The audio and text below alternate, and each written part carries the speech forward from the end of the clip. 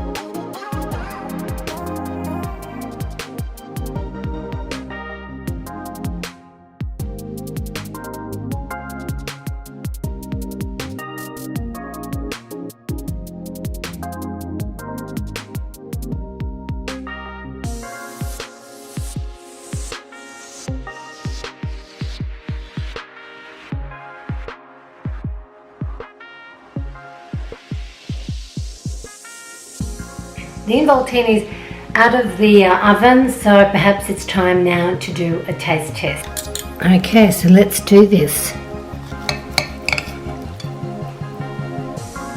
Now that's what I'm talking about. So that's it for today, everybody. I hope you enjoyed watching this video. So if you're new to my channel, please don't forget to give me a thumbs up and hit that subscribe button, and hopefully I'll see you on the flip side. So until then, keep well. Bye for now.